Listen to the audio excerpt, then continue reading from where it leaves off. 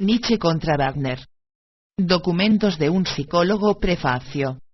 Los capítulos siguientes fueron seleccionados, no sin precaución, de entre mis escritos anteriores, algunos que se remontaban a 1877, acaso aquí y allá aclarados y, sobre todo, abreviados.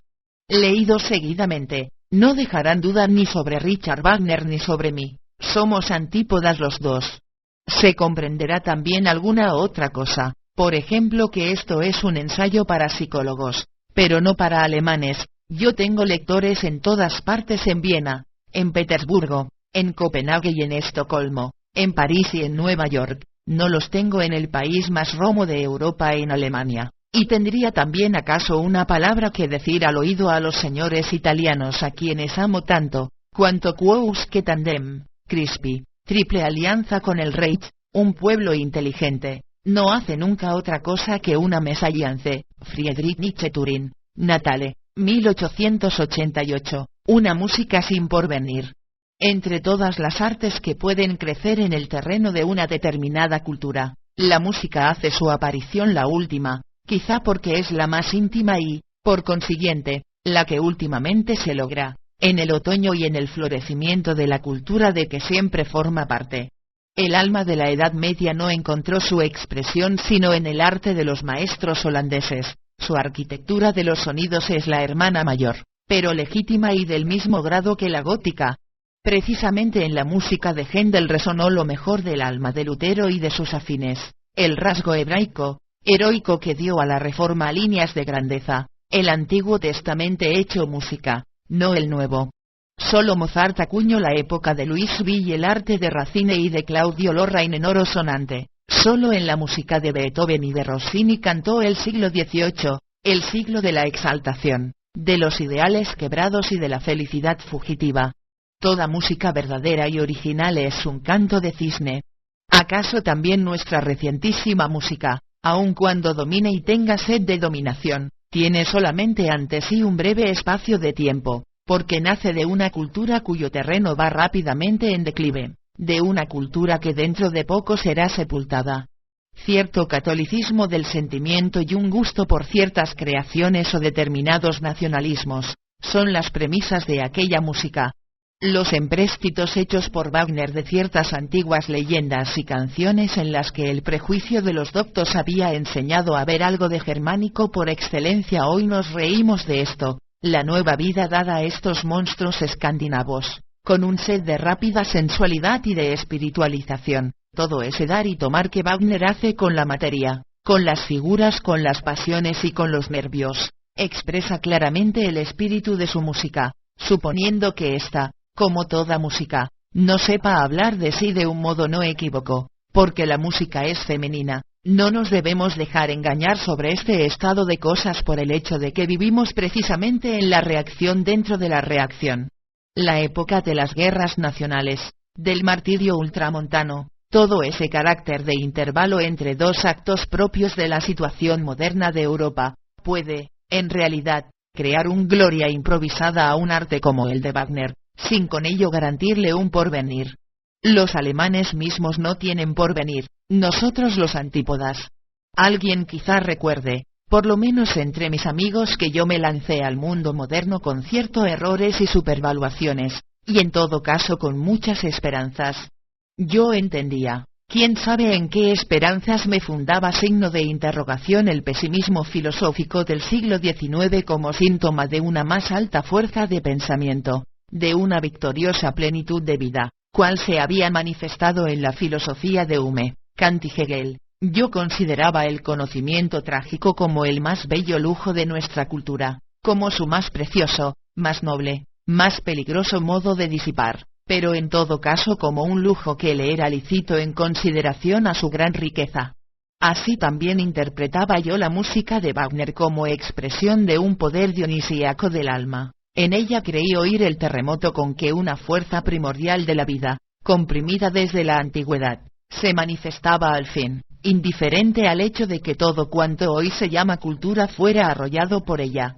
Ahora se ve que mal conocía yo este hecho, y que es lo que yo daba a Wagner y a Schopenhauer, yo mismo me daba a ellos, todo arte, toda filosofía, pueden ser considerados como remedio y socorro a la vida que asciende o desciende, siempre presuponen sufrimientos y seres que sufren. Pero hay dos clases de gentes que sufren: los que sufren por superabundancia de vida, los que quieren un arte dionisíaco y una visión y una perspectiva trágica de la vida, y los que sufren por empobrecimiento de la vida, y desean del arte y de la filosofía calma, silencio, mares tranquilos o bien embriaguez, convulsión, embrutecimiento. Vengarse de la vida misma es la mayor especie de voluptuosidad embriagadora para semejantes empobrecidos. A la doble necesidad de estos últimos pertenecen tanto Wagner como Schopenhauer. Niegan la vida, la calumnian, y por este hecho son mis antípodas. El más rico en exuberancia de vida, el dios y el hombre dionisíaco, encuentra su gusto no solamente en el espectáculo de lo terrible y de lo dudoso, sino también en la misma acción espantosa y en todo lujo de destrucción, disgregación, diseminación, aniquilación. En él el mal, lo absurdo y lo feo parecen, por decirlo así, lícitos, como parecen lícitos en la naturaleza, a consecuencia de una superabundancia de fuerzas generadoras y reconstructivas, que sabe hacer de un desierto un país pingüe y fértil.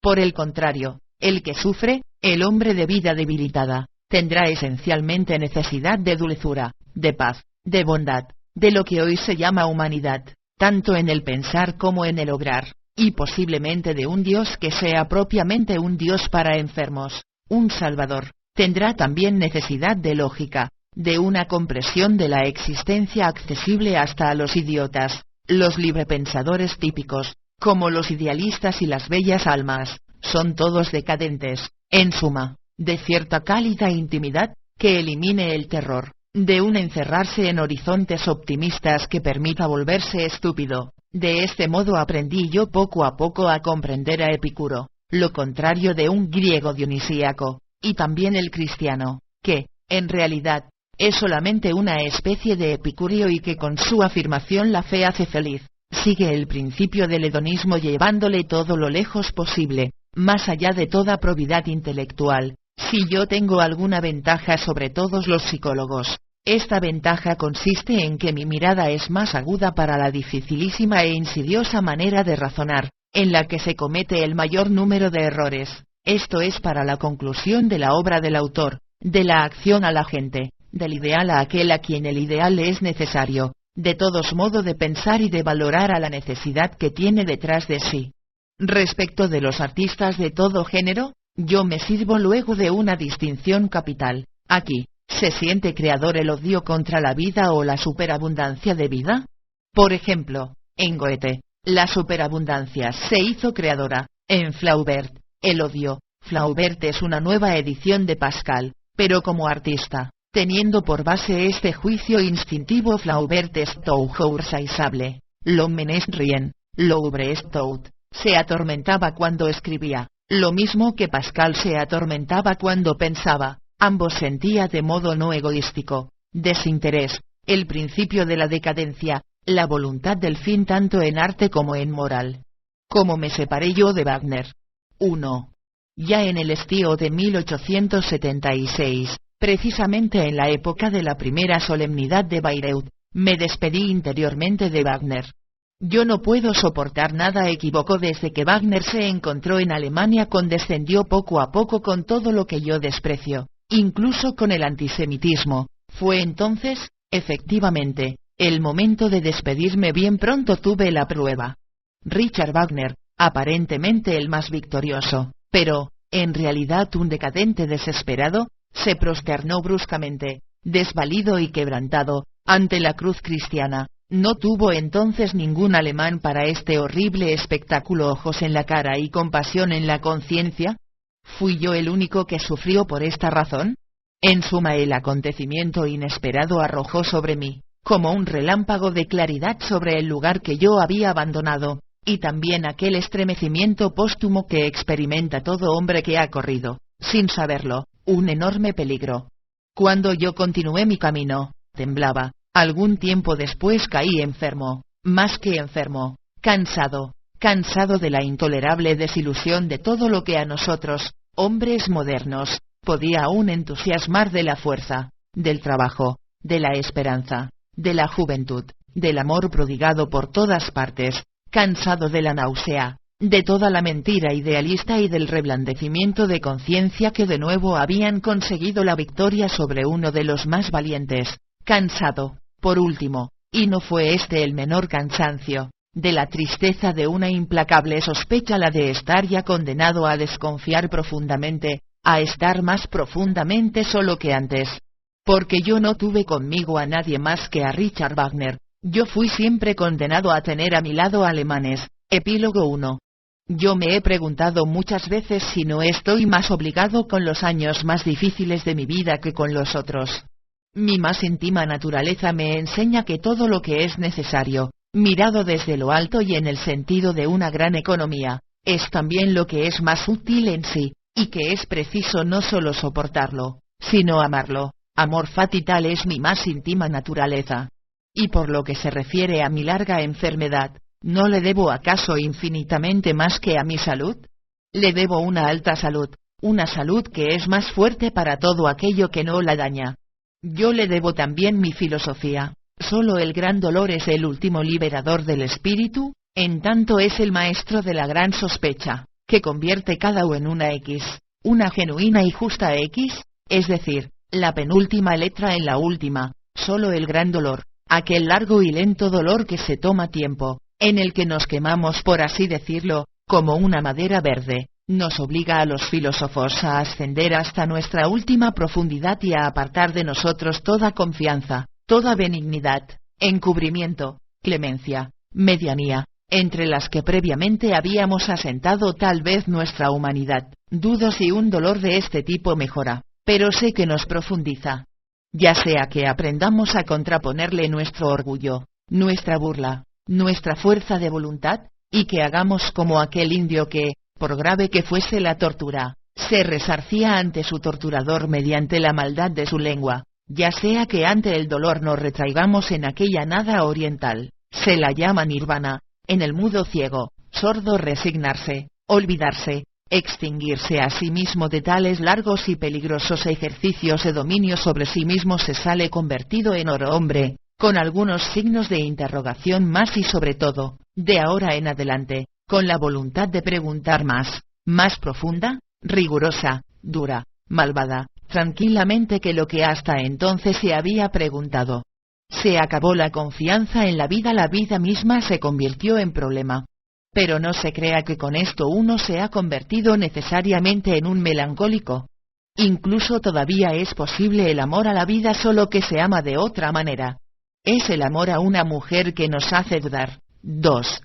Más extraña es esta circunstancia, a saber que pronto se tiene otro gusto, un segundo gusto.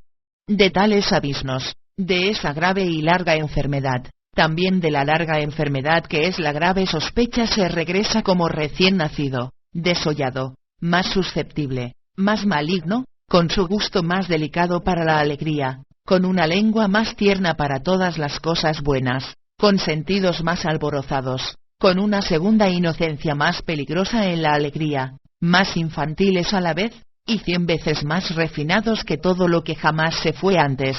Oh, cuán repugnante le es ahora a uno el goce, el burdo, sordo, oscuro goce, tal como lo entienden los que gozan, nuestros hombres cultos y el de la gran ciudad mediante el arte, el libro y la música, en pos de goces espirituales y con la ayuda de bebidas espirituosas. Cuánto nos duele ahora en los oídos el grito teatral de la pasión. Cuán ajeno a nuestro gusto se ha vuelto todo el romántico estremecimiento y confusión de los sentidos que ama la plebe educada, junto a las aspiraciones por lo grandioso, elevado, retorcido. No, si nosotros los convalecientes requerimos todavía de un arte, ese es otro arte, un arte burlón, ligero, fugaz, divinamente despreocupado, divinamente artístico, que arde como llama resplandeciente en un cielo sin nubes. Por sobre todo un arte para artistas, solo para artistas. A la postre, conocemos mejor aquello para lo cual se requiere, en primer término, que haga falta la alegría, toda alegría, amigos míos. También en cuanto artista quisiera demostrarlo.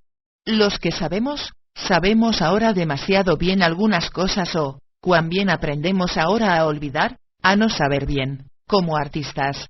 Y en lo que concierne a nuestro futuro difícilmente nos encontrarán de nuevo en la senda de aquellos jóvenes egipcios que en las noches vuelven inseguros los templos, abrazan las columnas y todo aquello que, con buenas razones, es mantenido oculto, y que ellos querían develar, descubrir y poner a plena luz. No, este mal gusto, esta voluntad de verdad a todo precio, esta locura juvenil en el amor por la verdad, nos disgusta. Somos demasiado experimentados para ello, demasiado serios, demasiado alegres, demasiado escarmentados, demasiado profundos. Ya no creemos que la verdad siga siendo verdad cuando se le descorren los velos. Hemos vivido suficiente como para creer en esto. Hoy consideramos como un asunto de decencia el no querer verlo todo desnudo, no querer estar presente en todas partes, no querer entenderlo ni saberlo todo. ¿Es verdad que el amado Dios está presente en todas partes?, preguntó una niña pequeña a su madre, pero eso lo encuentro indecente, una señal para los filósofos. Se debería respetar más el pudor con que la naturaleza se ha ocultado detrás de enigmas e inseguridades multicolores. Es tal vez su nombre, para hablar griegamente, Baubo. Oh, estos griegos. Ellos sabían cómo vivir. Para eso hace falta quedarse valientemente de pie ante la superficie, el pliegue, la piel, venerar la apariencia. Los griegos eran superficiales por ser profundos. Y no retrocedemos precisamente por eso, nosotros los temerarios del espíritu que hemos escalado las más altas y peligrosas cumbres del pensamiento actual y que desde allí hemos mirado en torno nuestro, que desde allí hemos mirado hacia abajo. ¿No somos precisamente por eso, griegos? Adoradores de las formas, de los sonidos, de las palabras. ¿Precisamente por eso, artistas? Friedrich Nietzsche.